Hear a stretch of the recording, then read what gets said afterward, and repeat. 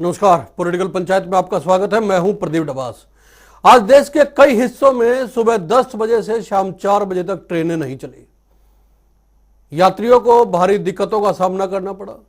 दरअसल आज किसान संगठनों की ओर से रेल रोको अभियान चलाया गया था। किसान संगठन केंद्रीय गृह राज्य मंत्री अजय मिश्रा को पद से हटाए जाने और उनकी गिरफ्तारी की मांग कर रहे थे। यूपी के लखीमपुर खीरी में बीती 3 अक्टूबर को किसानों पर गाड़ी चढ़ाने के मामले में केंद्रीय गृह राज्य मंत्री अजय मिश्रा के बेटे की गिरफ्तारी हो चुकी है, लेकिन किसान संगठनों का कहना है कि पिता के मंत्री पद पर रहते हुए जांच की निष्पक्षता पर संदेह बना रहेगा। इसी वजह से सुबह 10 बजे से शाम 4 बजे तक ट्रेनें रोकी गई। हरियाणा के पानीपत, कैथल, करनाल, कुरुक्षेत्र, जींद, यमुनानगर, अंबाला और हिसार समेत कई जगहों पर रेलगाड़ियां नहीं चली। आंदोलनकारियों का कहना है कि जब तक मंत्री को पद से हटाया नहीं जाएगा और उनकी गिरफ्तारी नहीं होगी, आंदोलन इसी तरह जारी रहेगा। हालांकि प्रदेश के गृह मंत्री अनिल विज का कहना है कि इस मामले में कानून अपना काम कर रहा है। जिस पर आरोप लगे हैं वो सलाखों के पीछे है, इसलिए सरकार की मंशा पर सवाल उठाना ठीक नहीं है। लेकिन चर्चा क्योंकि करनी बेहद जरूरी है। रेल रोको से लोगों को भी दिक्कतें हुई है, आंदोलनकारियों की मांगे हैं, सरकार का अपना पक्ष है। लेकिन सवाल यह है कि क्या आंदोलन में 3 कृषि कानूनों का मुद्दा लगातार छोटा होता जा रहा है? क्या कानून के मसले में दूसरे मुद्दे जोड़ने से सरकार पर दबाव बन पाएगा? रेल रोकने से या हाईवे जाम करने से आम लोगों को होने वाली परेशानी के लिए जिम्मेदार कौन है, यह भी एक बड़ा सवाल है। और एक सवाल यह भी है कि क्या सरकार जानबूझकर सुनवाई नहीं कर रही है?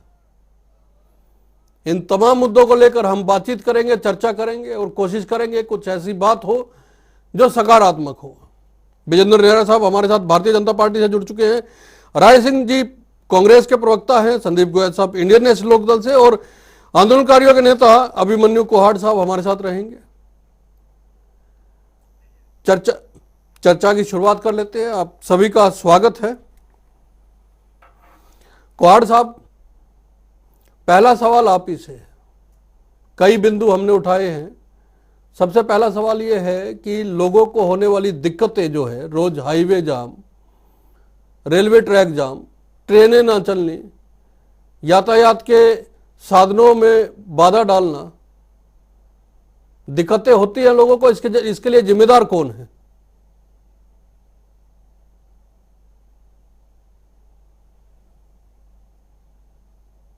कोहाड़ साहब, आवाज आ रही है आपको?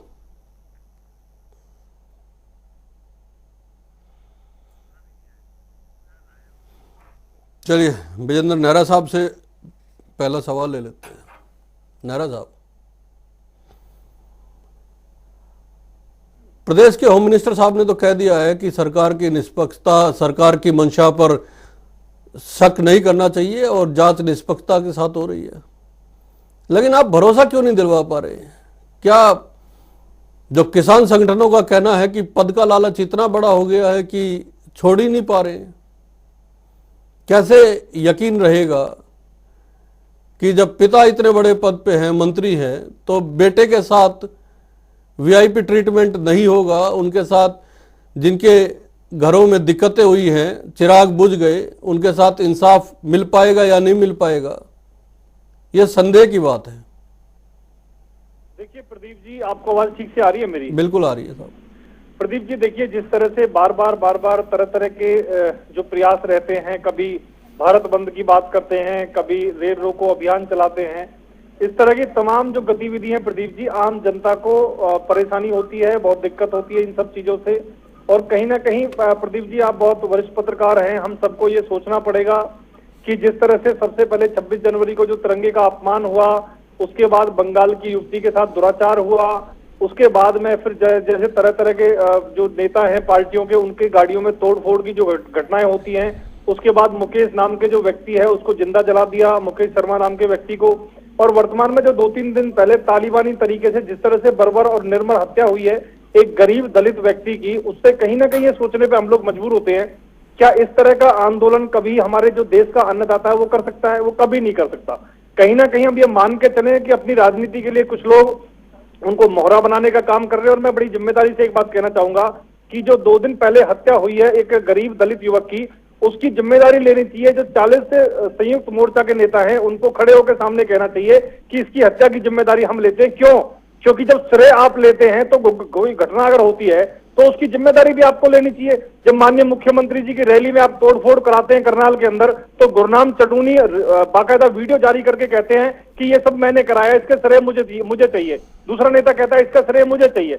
गाड़ियों में नेताओं की में तोड़फोड़ कराने का आप श्रेय लेते हैं, भीड़ को पहले उकसाते हैं, भड़काते हैं, उपद्रव कराते हैं। उपद्रव जब ज्यादा बड़ा हो जाता है, घटना बड़ी हो जाती है, तो आप पल्ला झाड़ लेते हैं कि हमारा कोई मतलब नहीं है। इस तरह की बेशर्मी नहीं चलेगी। ये देश की आम जनता, हरियाणा प्रदेश की आम जनता सब देख रही है, सब समझ रही है कि कौन करा रहा है। और जहां तक लखीमपुर घटना का आपने विषय जिक्र किया, कानून अपना काम कर रहा है प्रदीप जी। और जो मंत्री के बेटे हैं वो जेल में, उनको अरेस्ट करके उनको जेल में डालने का काम पुलिस ने किया। पूछताछ के साथ पुलिस अपनी जांच कर रही है। उसके साथ साथ आप मुझे बताइए, 4 उसमें भारतीय जनता पार्टी के कार्यकर्ताओं की भी पीट पीट कर हत्या हुई है। ये पहली बार ऐसा हुआ होगा कि शांति सभा हो रही है, 8-9 लोगों की हत्या हुई है, उनमें से 4 लोगों को श्रद्धांजलि दी जा रही है, और जो बाकी 4-5 लोगों को पीट पीट करके मारा गया है उनके बारे में कोई जिक्र तक नहीं है। और राकेश टिकैत जी जो इतने बड़े जिम्मेदारी वाली पोस्ट पे हैं संयुक्त किसान मोर्चा में, वो बड़ी गैर जिम्मेदाराना तरीके से प्रदीप जी बोल देते हैं कि ये तो क्रिया की प्रतिक्रिया है। फिर मैं उनसे पूछना चाहूंगा, 2 दिन पहले जिस युवक को, दलित युवक को बर्बर तरीके से मारा गया है, वो कौन सी क्रिया की प्रतिक्रिया है? तो कहीं ना कहीं प्रदीप जी आम जनता के सब कुछ समझ में आ रहा है। मैं भी किसान हूं, गांव में रहता हूं। ये सारे जो उपद्रव करने वाले लोग हैं वो एक साथ इकट्ठे हो गए हैं। इनका कोई मतलब नहीं है किसान के हित से, ये राजनीति कर रहे हैं। अब देखिए यूपी के अंदर चुनाव आ रहा है, पता चल जाएगा कितने लोग चुनाव लड़ते हैं। अभी पंजाब के अंदर चुनाव लड़ रहा है, वहां पता चल जाएगा कितने लोग अपनी जमानत बचाते हैं। और अभी ऐलाहाबाद के अंदर जो चुनाव हो रहा है, सवाल वहां पे तो भी एक फिर किसान वही खड़ा प्रतिनिधि है ना कि उसको सवाल पता तो चल वही जाएगा खड़ा यहाँ है। पे कितना पानी में हम लोग हैं। देखिए, जिम्मेदारी की बात हम कर लेंगे, जब किसान संगठन से लोग हमारे साथ जुड़ेंगे उनसे कर लेंगे। लेकिन सवाल तो यही है ना कि आप भरोसा क्यों नहीं दिलवा पा रहे हैं कि जांच निष्पक्ष होगी? आप 3 कानूनों को लेकर नहीं बता पाए लोगों को। ये लगातार आंदोलन 1 साल खिंच गया, खिंचना नहीं चाहिए था। जितनी जल्दी हो सके इसका निराकरण करना चाहिए था, समाधान निकालना चाहिए था, बातचीत के रास्ते से ही निकलता। अब ये भरोसा दिलवाना कि जांच निष्पक्ष होगी, उसके लिए भी तो जिम्मेदारी सरकार की बनती है। अभिमन्यु कुहाड़ साहब हमारे साथ जुड़ चुके हैं। कुहाड़ साहब, भारतीय जनता पार्टी की ओर से 3 सवाल उठाए गए हैं। पहला सवाल ये है कि आप लोग जब श्रेय ले लेते हैं, आंदोलन जब आपका पीक पे था तब ये सब लोग आपके साथ थे, और जब एक हत्या हो जाती है और वो भी तालिबानी तरीके से काट के हत्या की जाती है, वीडियो बनाया जाता है, तब आप लोग पीछे हट जाते हैं। और उसके बाद आप कहते हैं कि अगर आपकी मंशा पे सरकार सवाल उठा रही है, आप कैसे सरकार की मंशा पे सवाल उठा सकते हैं साहब? देखिए, इसमें प्रदीप जी कई बातें हैं इसमें जी। जो अभी आप बता रहे हैं कि बीजेपी के प्रवक्ता ने कहा कि भाई ये तो इनके साथ थे, तो मैं इनसे पूछना चाहता हूं। वैसे मैं 11 दौर की सभी मीटिंगों में मौजूद रहा था, जो हमारा 40 सदस्यीय प्रतिनिधि मंडल था। हमारी तो किसी भी बैठक में कोई निहंग ग्रुप शामिल नहीं हुआ। हमारा किसान संसद लगा जंतर मंतर के ऊपर, पूरे देश ने देखा, पूरी दुनिया ने देखा, आपने भी उसके ऊपर कई बार चर्चा कराई। उसमें तो किसी निहंग जत्थेबंदी का कोई व्यक्ति हमारे किसान संसद में तो कभी शामिल हुआ नहीं। दूसरी बात, तीसरी बात हमें ये समझना होगा, बार बार ये बात कह चुके हैं, इस तरह की घटना बहुत गलत है, उसकी जितनी निंदा की जाए उतनी ही कम है। और जो भी व्यक्ति कानून अपने हाथ में लेगा तो कानून अपने अनुसार कार्रवाई करेगा। मैं इनसे एक बात पूछता हूं, लखीमपुर खीरी में केंद्रीय गृह राज्य मंत्री के बेटे ने एक पत्रकार और 4 किसानों के ऊपर गाड़ियां चढ़ा दी और उनकी निर्मम तरीके से हत्या कर दी। तो क्या उसको आधार मान के प्रधानमंत्री जी इस्तीफा देंगे? क्या उसको आधार मान के प्रधानमंत्री और गृह मंत्री जी को दोषी माना जाएगा? कि किस तरह की लॉजिकल बातें कर रहे हैं। अगर कोई गलत काम हुआ है तो कानून अपना काम करेगा। और उसमें एक महत्वपूर्ण बात जो है, जो एक प्रथम दृष्टि में जो मामला आया था वो आगे और भी बढ़ता जा रहा है कि भाई एक ग्रंथ का, सरबलो ग्रंथ का बेअदबी का प्रयास किया गया।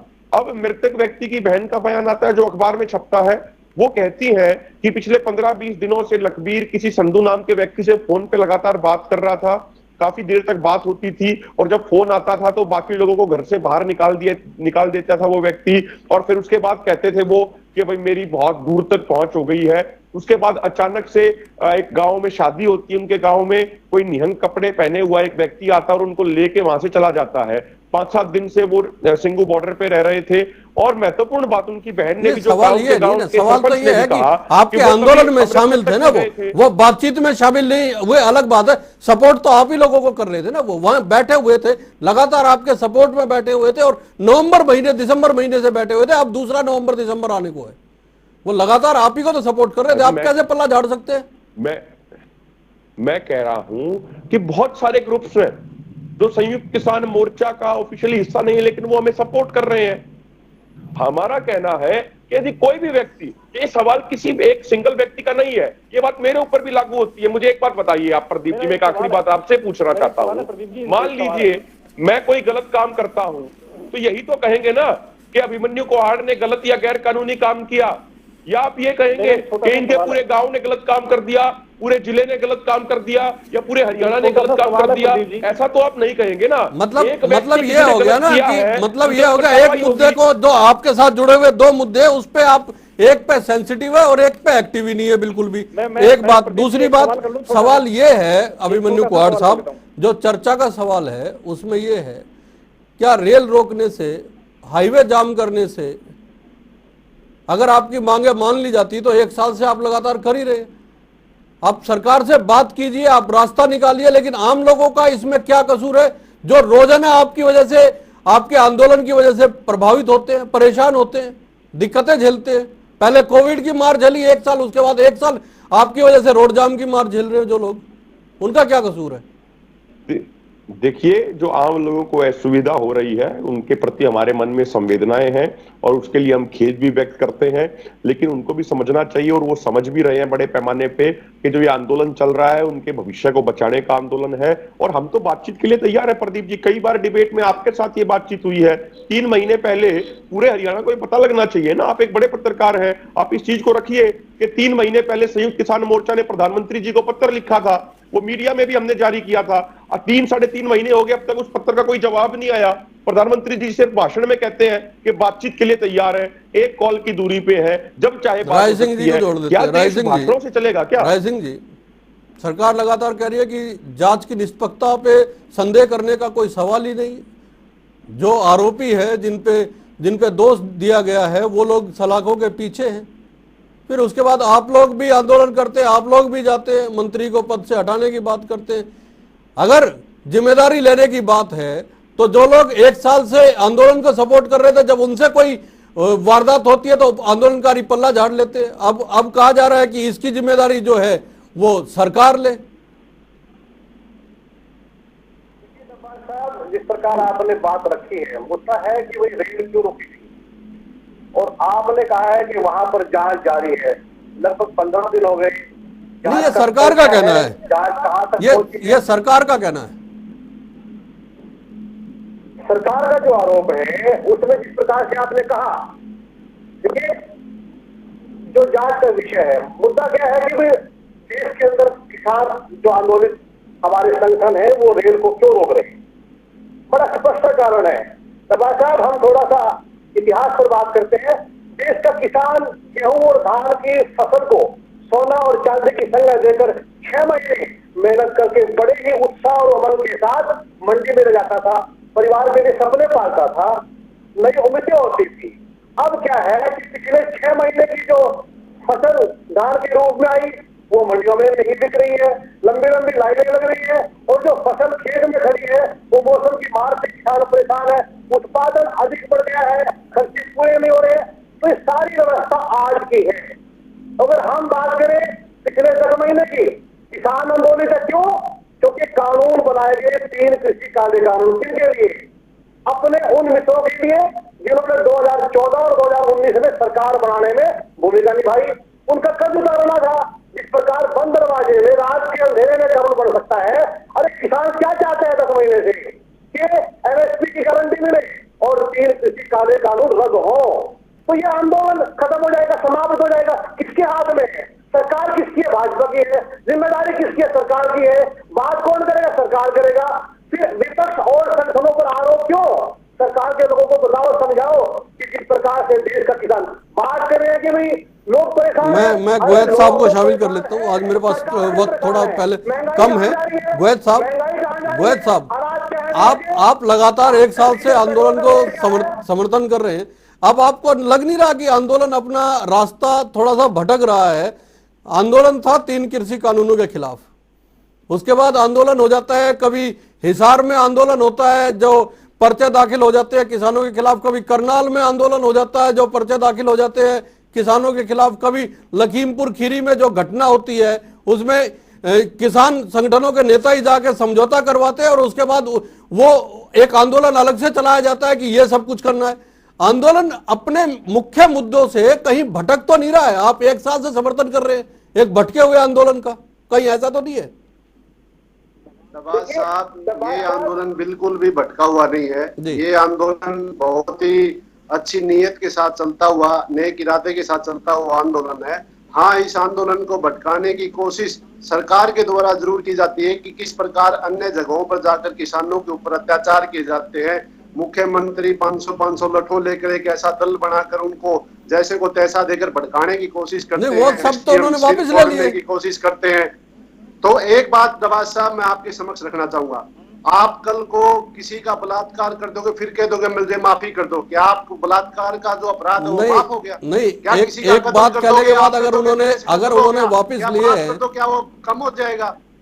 आप देशद्रोही की भावना बयान देते हो, आप बयान वापस ले लो, क्या देशद्रोही की वो धारा खत्म हो जाएगी? ये एक प्रकार से अपने आप को फेस सेविंग की बात है। बात आई थी आपका सवाल आंदोलन को, आंदोलन सही चल रहा है और जो जिस प्रकार से समर्थक और जो आंदोलन के ऊपर आरोप लगाए जा रहे हैं कि इन लोगों ने एक मर्डर कर दिया, पहले तो ये बात देखने की वो निहंग सेना इस आंदोलन का हिस्सा ही नहीं है और क्रिमिनल जूरिस्प्रूडेंस अपराध की श्रेणी में अपराधी को दोष मिलता है। विकारियस लायबिलिटी की अगर बात करेंगे तो गृह मंत्री के ऊपर आरोप लगकर पूरी भारतीय जनता पार्टी के ऊपर आरोप लगता है। भारतीय जनता पार्टी को शासन छोड़ देना चाहिए। अगर वो किसानों के नेताओं की गिरफ्तारी मांग करते तो सबसे पहले इन्हें गृह मंत्री की गिरफ्तारी की मांग करनी। मैं एक प्रतिक्रिया नेहरा साहब से लूंगा, फिर कुहाड़ साहब के पास आऊंगा। दूसरा डबाज साहब आपका एक उत्तर रह गया, डबाज साहब एक उत्तर रह गया तो इन्होंने उठाए कि 4 एग्जाम्पल बताए कि उस बॉर्डर के ऊपर एक लड़की का बलात्कार हुआ, बलात्कार करने वाला इनकी अलायंस पार्टी का सोशल मीडिया का सपोर्टर है, जेजेपी की सोशल मीडिया सपोर्टर अपराधी है। ये क्यों नहीं उसके जेजेपी से इस्तीफा मांगते कि आपके समर्थक बलात्कार कर रहे हैं? और क्यों जब अपने राकेश टिकैत जी के ऊपर 2 विधायक हमला करने जाते हैं, क्यों वहां की योगी सरकार का इस्तीफा क्यों नहीं मांगते? 700 किसान मर चुके हैं, उनके प्रति संवेदना नहीं है। 2-4 घटनाओं को लेकर इनके संवेदना ज्यादा जाहिर हो जाती है और जो जिनमें इनके पार्टी के लोग इन्वॉल्व है, अलायंस पार्टी के लोग इन्वॉल्व है, उसके ऊपर कोई सवाल हो गया आपका हो गया। देखिए प्रदीप जी, अभी सबसे पहले तो अभिमन्यु जी ने जिस तरह से जिक्र किया कि वो लोग हमारे साथ नहीं है, मैं उसका एक छोटा सा जवाब उनको देना चाहूंगा कि 26 जनवरी को जब इन लोगों ने तलवारें लहराई थी 26 जनवरी को, उस समय भी आपने कहा था कि हमारे साथ नहीं है। उसके बाद वो लगातार सिंधु बॉर्डर पे लगातार लगभग 9 महीने से आपके साथ बैठे हैं। अगर वो आपके साथ नहीं है तो उनको भेजिए वहां से वापस। अगर नहीं भेज सकते तो फिर माफी मांगिए और जिम्मेदारी लीजिए कि आप आंदोलन को नियंत्रित नहीं कर सकते हैं, इसलिए आप अपने या तो घर बैठिए या कांग्रेस पार्टी ज्वाइन करके चुनाव लड़िए, क्योंकि अंतिम इच्छा आपकी चुनाव लड़ने की है, पहली बात। दूसरा, अगर आप आंदोलन को नियंत्रित नहीं कर सकते तो बताइए ना कम से कम जनता को। दूसरा, कोई भी कार्यक्रम हो उस कोई भी नियंत्रित कीजिए या फिर आंदोलन छोड़ के चुनाव, कोई भी कार्यक्रम हो जिम्मेदारी आयोजकों की होती है और आयोजक या तो जिम्मेदारी लीजिए नहीं तो फिर आप आंदोलन छोड़ के चुनाव लड़िए। 2 सवाल है। दूसरा, मेरे कांग्रेसी प्रवक्ता जो कह रहे थे प्रदीप जी, एक छोटी सी बात 30 सेकंड में, आप मंडी कर रहे थे बहुत ज्यादा। राय सिंह जी आपके राहुल गांधी जी वहां से सांसद है केरल से, जहां मंडी सिस्टम ही नहीं है। सबसे पहले तो राहुल गांधी जी को इस्तीफा देना चाहिए। आप बात करते हैं मंडी सिस्टम के बारे में। मैं कुहाड़ साहब से दो सवालों का जवाब ले लूं फिर आ रहा हूँ आपके पास। बोलिए कुहाड़ साहब। एक सवाल मेरा भी जोड़ लीजिएगा कि क्या आंदोलन आपका रास्ता भटक चुका है? एक सवाल मेरा भी है। राइजिंग जी रुकिए। सबसे पहले ये जो हमारे विजेंद्र भाई हैं, बड़ा मुझे क्या कहूं मैं, तरस आ रही है कि इनको जानकारी का बहुत अभाव है, लेकिन हमारे भाई हैं फिर भी। वो अलग बात है कि गलत रास्ते पे चले गए। केरला की जो ये बात कर रहे हैं, मैं किसी पार्टी की पैरवी नहीं कर रहा, इनको बता दूं केरला आप में अपना जवाब अधिकतर दीजिए मिर्च ना। मसालों की खेती होती है और हर आप अपना मसाले जवाब का दीजिए। अलग से मार्केटिंग बोर्ड बना हुआ है जो एश्योर्ड प्राइस किसानों को देता है। ये जानकारी अच्छा इनको प्रदीप होनी जी, ये तो चाहिए। तय हो गया। मैं दूसरी सवाल बात कांग्रेस जो प्रवक्ता से इन्होंने, पूछ रहा हूं, जवाब अरे नहीं भाई दे रहे सुन हैं। तो लीजिए, इसका मतलब कांग्रेस की विजेंद्र जी प्रवक्ता चलिए आप उसी बोल पे रहे आ रहे हैं, हैं कि उसी पे आ प्रदीप रहे जी हैं। आप वीरेंद्र एक जी आने तो रिस्पेक्टेड दीजिए। जर्नलिस्ट है, अभिमन्यु जी, आप आप एक अपना जवाब रिस्पेक्टेड दीजिए ना। जर्नलिस्ट है, जल्द पूरा जल्दी हरियाणा आपको देखता है। 30 सेकंड आपकी 30 डिबेट सेकंड में बचे ये हैं हम तो सिर्फ। काम कुआड़ चलेगा साहब नहीं। आप बोलिए कुआड़ साहब। नेहरा साहब सिर्फ 30 सेकंड, आखिरी 30 सेकंड आपका जवाब ले लेते हैं। बोलिए प्रवक्ता मानते हैं क्या अभिमन्यु जी?